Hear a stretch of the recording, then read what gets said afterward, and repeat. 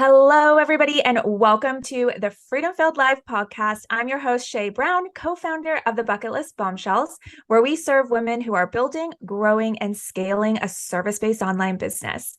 Now, today I've brought on Olivia Wheeler, who is a former techie and became an entrepreneur after becoming a mom.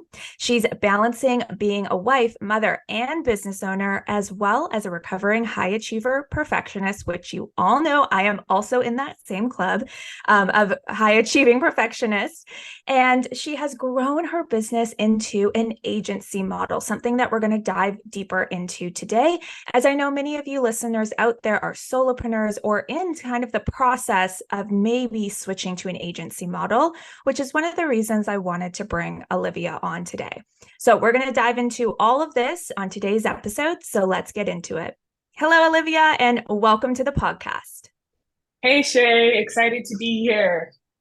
Yay, I'm so excited to have you here as well. And before we dive into your full story, I was hoping that you could share first a little bit about your business, who you work for, and what you do. Yeah, definitely. So I run a purpose-driven design agency where I serve nonprofits and social enterprises, and we deliver graphic design services to these folks. Oh, very cool. I love that. And I know that you transitioned into being your own business owner after you became a mom, which is a story that I've been hearing more and more. And so I'm actually really curious, did you start the business because you wanted to be able to spend more time with your family and not have to go back to work? Or was there another point of motivation for becoming an entrepreneur at that stage in life?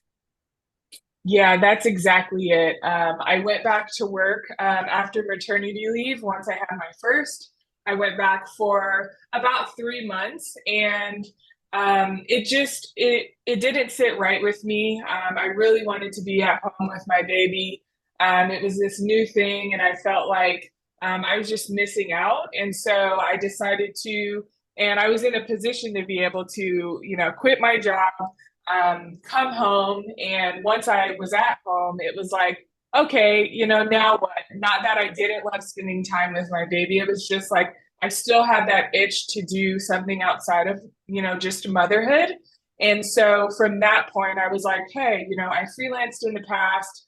I have these relationships that I've built throughout the years. Let's see if I can just, take on a couple projects here and there. And that really sprouted into a full-on business. Yeah, I love that. What really inspired you to start doing services in the graphic design area?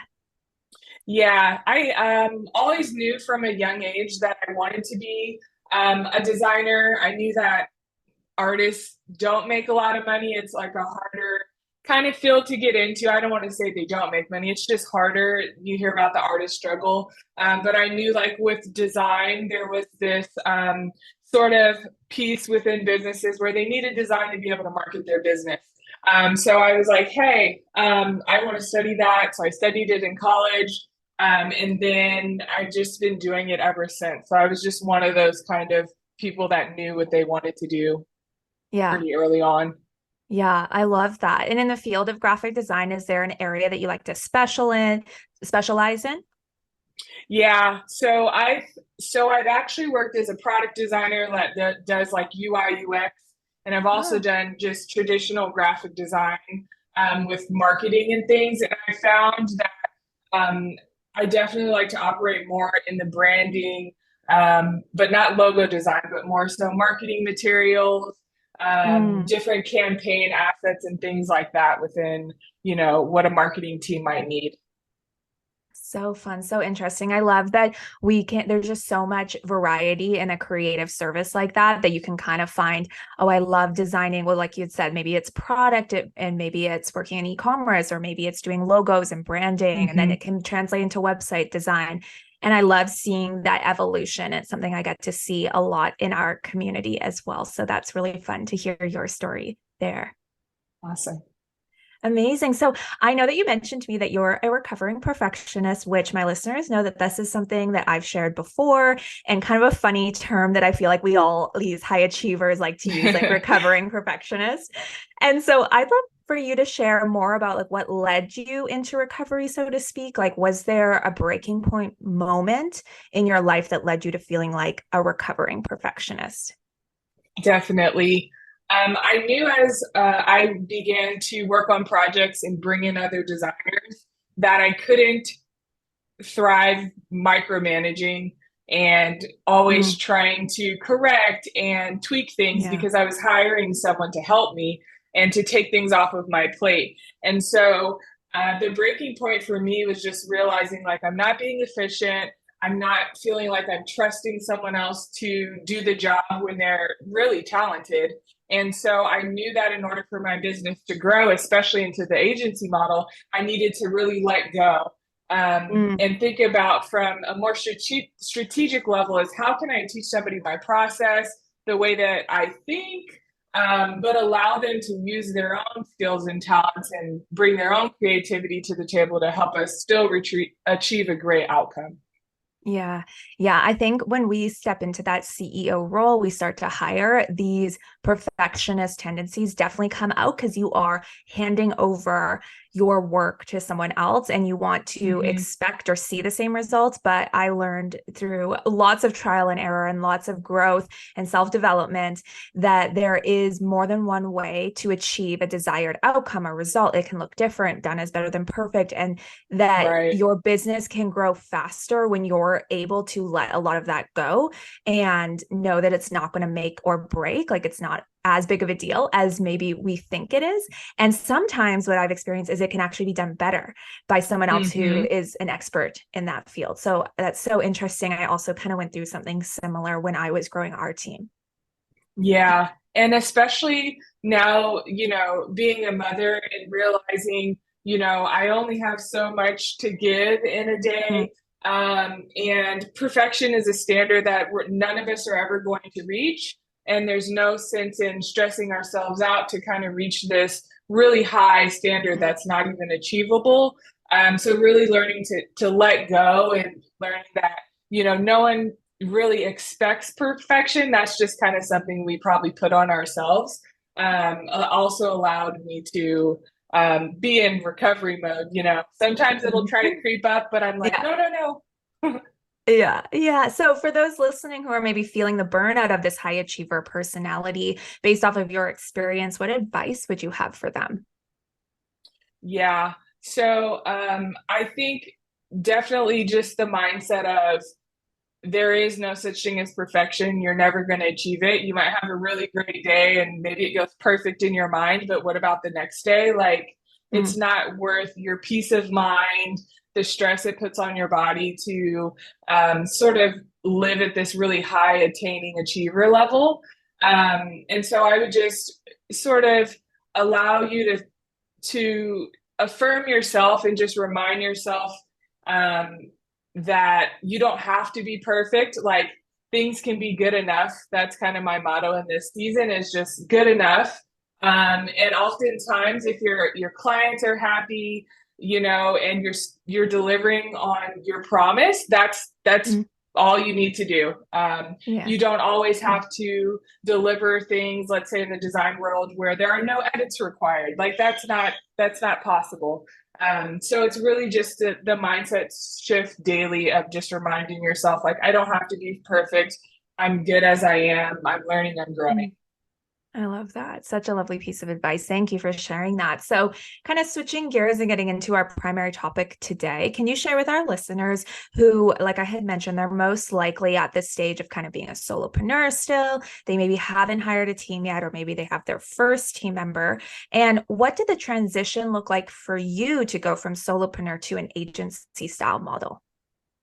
Yeah, so it happened pretty organically. I didn't think I was going to be an agency. I really just was going with the flow, but my workload really started to increase and I Mm-hmm. didn't want to have to work more hours. And so I really looked at, okay, what's the biggest need that I have? And at the time, it was design work. Who can help me with client delivery?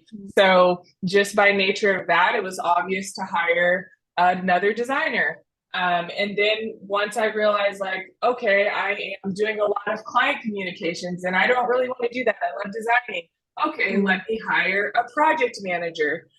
So it's really looking for the gaps in your business and things that maybe you don't like to do, and how you can offload those things is a great way to start, outsourcing, and seeing what makes sense for you as you build your team, because it's going to look different in every single business. Yes, absolutely. And I love that you mentioned looking for those areas, those holes, those things you don't want to do. That's the best place to start hiring first. Hmm. Hmm. Love that. So, what was the strategy for you behind making the model into an agency model and like productizing your one-on-one services versus choosing the digital product path, like a course or digital downloads, which I see kind of people come to this crossroads, especially in my mastermind program. And it's kind of like, I've reached my capacity with one-on-one services. Do I do an agency model or do I create passive, more like digital products? So, what was that crossroads for you? Yeah, digital products is something that I thought of, but I've always just like serving clients more directly, and I knew that I could charge a lot more for those services. And so honestly, I view my agency as more of a passive income, even though I've taken years to build it. It's in a position where it could be positioned like a digital product where I have the team running things in place and I could step away when I need to. Mm. And so I think also thinking about courses and things like that, I am not a course type of gal. Like I've taken courses, but I don't really love them. Um, and I, downloaded tons of different digital products, but I think I realized I can make the most impact with just serving clients one on one and really having that Mm. direct relationship building. So I decided to go Mm. that route instead of, selling digital products, which I mean is a super great way to generate money as well, though. Yeah, and I think it's exactly what you had mentioned about like being able to have it passive. That's the end result of both of those where you could step away. And I see this in my mastermind program with my agency students and my digital product students. Mhm. They've created this space where they can have so much time outside of their business, that time freedom, money freedom by having both of these structures. So I think it's really cool to hear and see examples of both because I know that I tend to get a lot of people in my community think that digital products is the only way to go and that they have to, Right. give up the one-on-one aspect. And I love that you mentioned like you want to serve, you want to have that interaction, you want to have that connection. And it's as someone who was in solely digital products, digital courses for many, many years, we recently started offering these higher touch point one-on-one services. Mm. And there is a fulfillment to that. And I think you can do both, but also you can do one or the other. And I think that making that decision for you and not what you're seeing on social media is so important and sounds like something you did. Yes, definitely. Like think about, what's going to be, like you said, most fulfilling to you at the end of Mm-hmm. the day. Hmm. Mm-hmm. I love that. So, thinking about your product ladder, your service ladder, so to speak, when it comes to how you structured those offers in your agencies, what strategies did you use for those listening who may not know how to structure an agency service model? Right. So, just taking you back to the beginning, early on, Mm-hmm. I was the agency that did all of the things.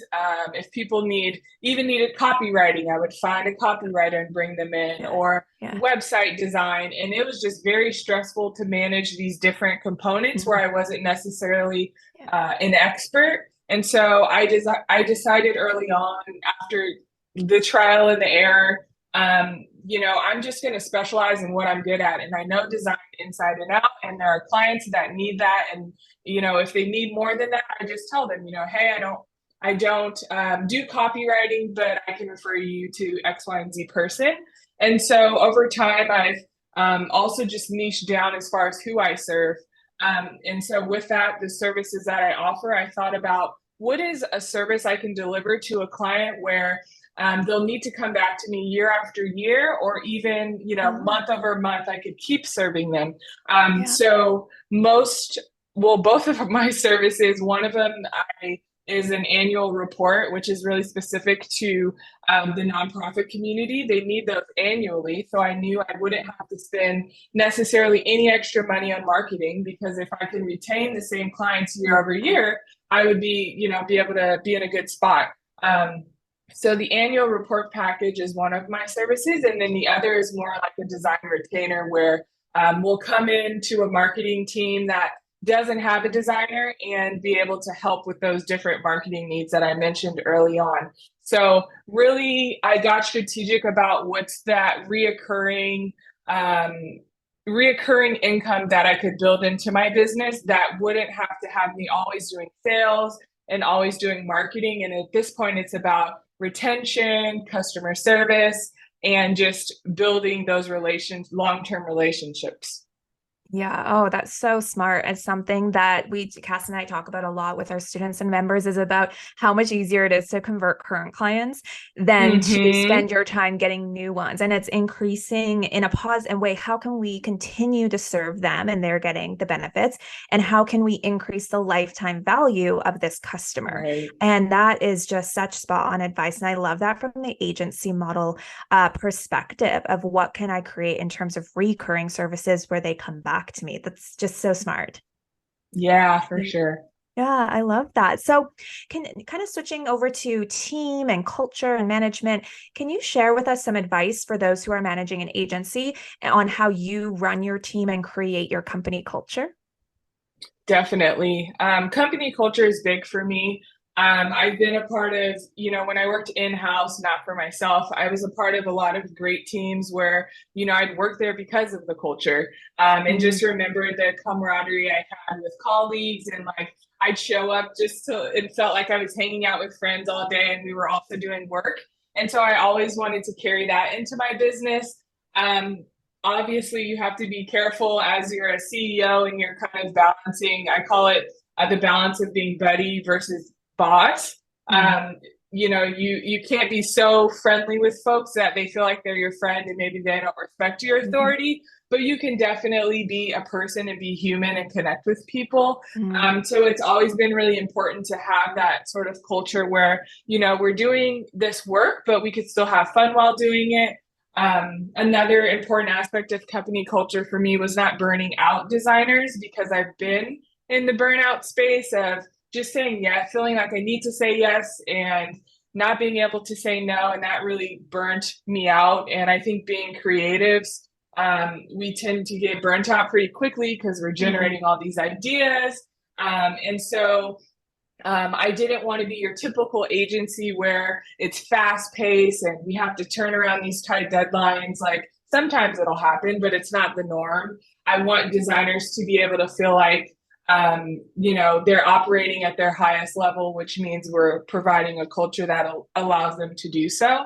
And so there are just different, really setting up one-on-ones with your team members and getting to know them. We have Slack channels where we share different resources. And with remote culture, especially, you have to be intentional.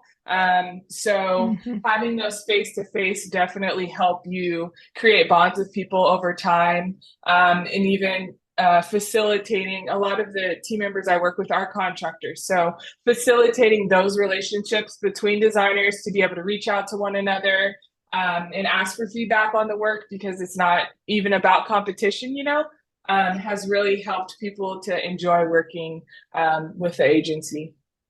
I love that. What kind of tools do you use, like tech platforms, to facilitate that communication more easily in a remote team? Yeah, so we use Slack, which I'm sure Yeah. most people know about. Slack and ClickUp, and then just video calls, really. Cool. And yeah, I think setting up different Slack channels and actually posting questions or engaging things and getting people to have conversation is more so what it's about. You can use probably any tool for that, but yes, I would say Slack is probably the go-to. Yeah, I think so. I think so now for sure. I was just curious, always a techie over here, like, oh, is there what new tools are people using? But For the sure. standard Slack is so good and so versatile. I love that. I love that company culture that you've created, also based off your experience of being in companies of cultures you liked, or maybe ones you didn't like, and then also that Hmm. balance as the CEO of, okay, how am I personable, supporting my team, but not crossing those boundaries into, say, like too much emotional support or too much like being their friend. And that was a fine line, especially being so young when I first started having a team and just wanting it to be like, we're all best friends and I did hire my friends. And you reach kind of a stage where the boundaries get blurred, and there's a lot of learning in that and resetting boundaries and different things. So I love that you touched on that as well, because I think it's something that people overlook, especially when this kind of what's the word I'm looking for, but when someone says, oh, we're all a family, like, how those like corporate companies always like to say, oh, we're a family. And it's like, yes and no. Like there's like ways where you can have like that personable interaction, like things on your team, like, different Slack channels for sharing wins and whatnot and supporting. But then there's also that fine line where we're not your family and we're not your emotional support system, which I think I've noticed as female entrepreneurs and remote work, and also just I think our generation, those lines can get blurred very easily, is something I've noticed. So very important to set those up and just really create a company culture that you would want to be a part of. Yeah, I definitely kind of cringe when people are like, we're family. Yeah. Like Yeah. I get this sentiment, but to the same token, it could just put you in situations where you don't have those boundaries, or you have to have really hard conversations down the line because, like you said, things are blurred. So just set expectations ahead of time. You could still be friendly, like I said, but family, think about that one a little bit. Yeah, I totally agree. So I'm curious, what challenges have you run into while growing an agency business, and how did you overcome them, or advice you would give for someone facing the same challenge? So the biggest challenge that I faced is money management, cash flow, and understanding how much I need to charge in order to pay out people. And so I would say this is a pretty recent thing I've dealt with, but how I've overcome it is working with bookkeepers and moving my business to profit first. I don't know if you've heard. We love the profit first model over here. We teach it, Okay. we use it. We're huge advocates. Mike McCowitz and Adrian Dorson were also our mentors at one point. So we're huge profit first fans. Yeah. Okay, cool. And I also went through their Run Like Clockwork program, which is oh wow. Yeah, we did the in-person workshop years ago. And then we had the program for our team. And then Adrian was our one-on-one coach, and she taught me how to basically step into my COO role. So really cool that you did that program too. Yeah. So definitely they kind of go hand in hand a little bit, but with the cash flow side of things, it was just like I would make money and then I'd be pushing it out. And with profit first, it's like now I have a percentage to go to taxes, to go to an account if I need to hire, to go to paying myself. And it's just very structured, and I love that. And it helps me to really just pay attention to my net. Like they tell you to look at your numbers really like every day, every week. And I wasn't really doing that. I knew things were coming in and going out. But now it's like I'm really like have my hand on the pulse, and I think it's important as a CEO to do that. And so, that's definitely how I've overcome that hurdle.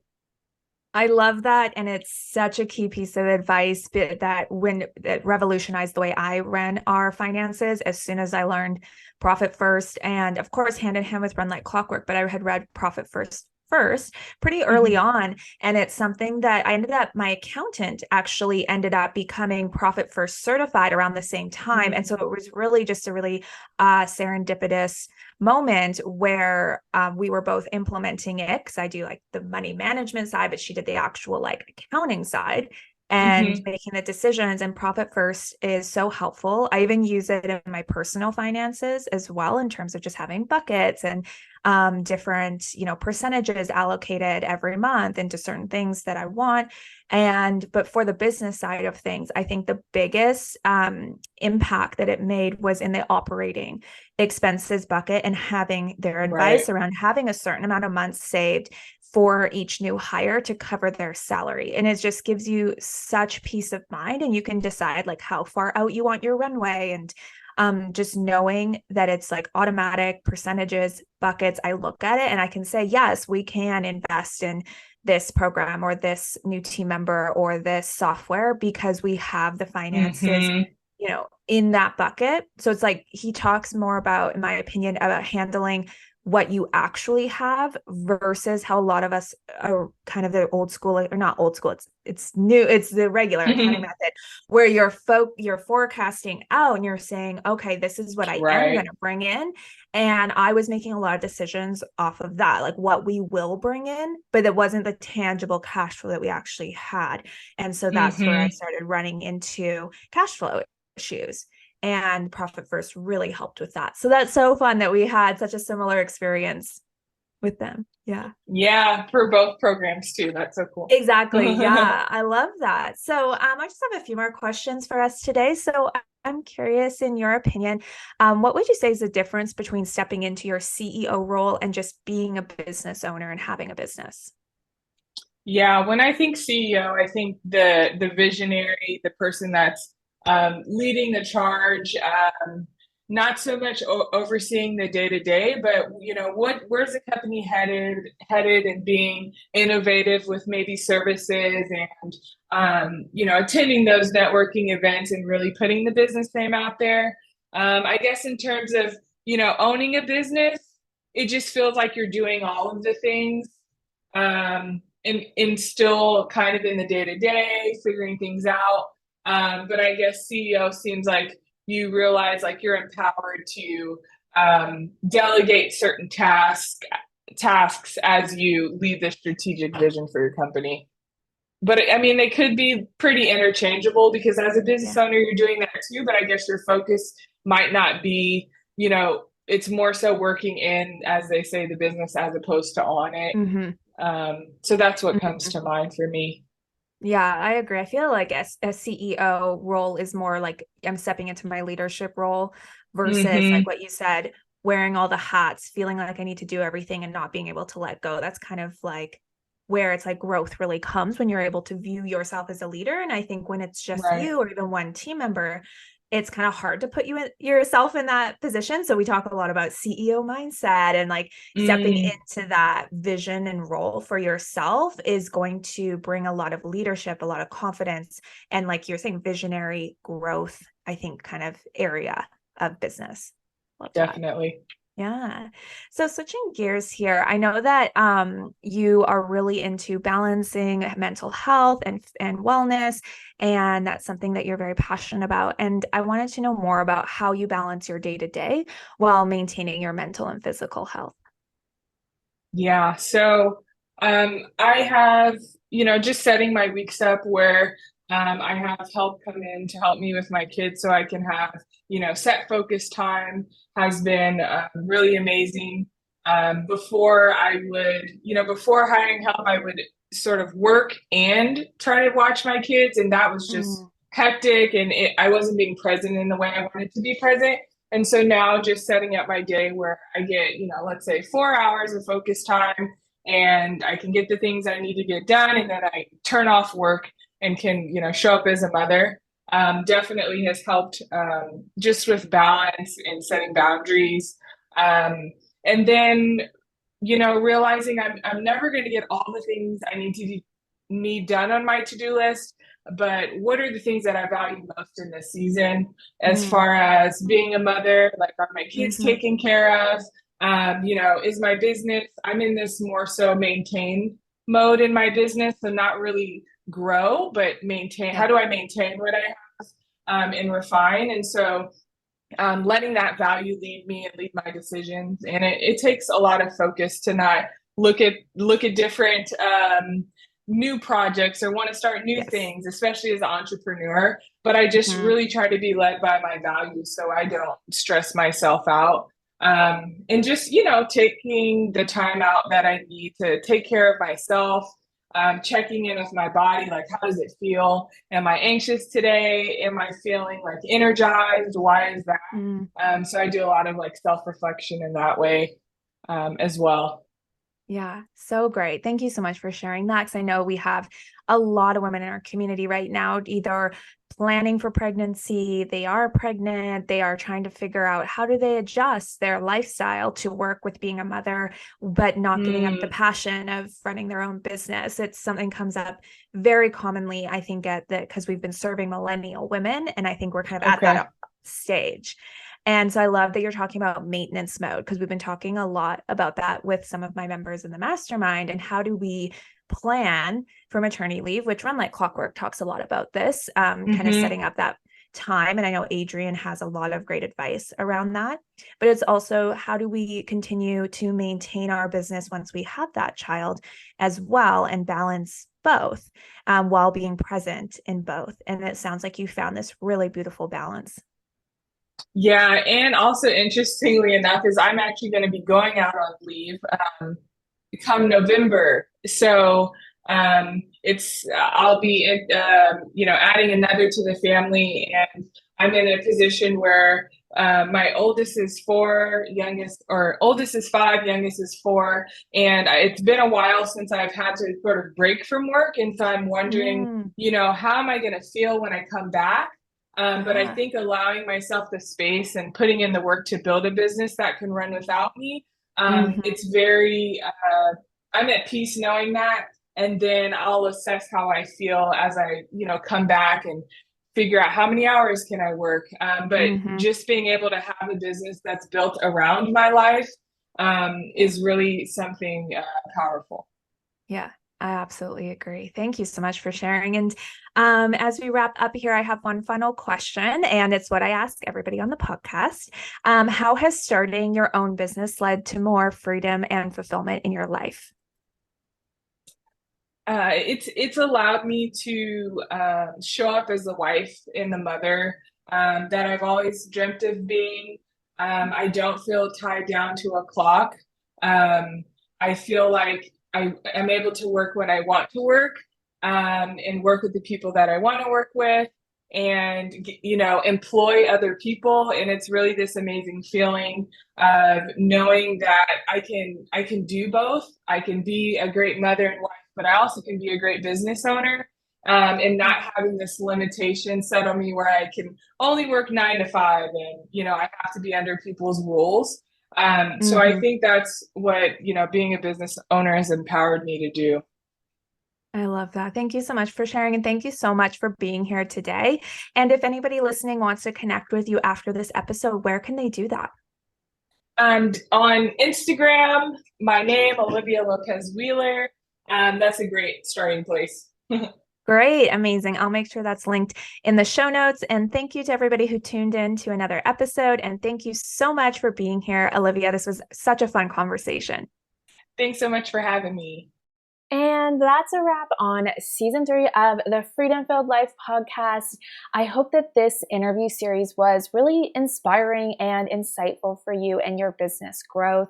We're going to be taking a short break before coming back for another season. Now, this season is going to look a little different. We're excited to share that season 4 is going to be bringing back our duo episodes where Cassie and I are sitting down bestie style and sharing with you real life stories, expert insights, and the honest behind the scenes strategies of how we built a multi 7-figure online business with intention and purpose at its core. Now, it's been over 3 years since we've sat down together on the pod, and I cannot wait for you to tune in each week as we bring you a fresh new season 4 of the Freedom Filled Life podcast in 2025. So stay tuned for that. Keep your eyes on your inbox, on wherever you stream podcasts. That is coming in the new year. All right, ladies, enjoy the rest of your holidays, and I'll see you in season 4.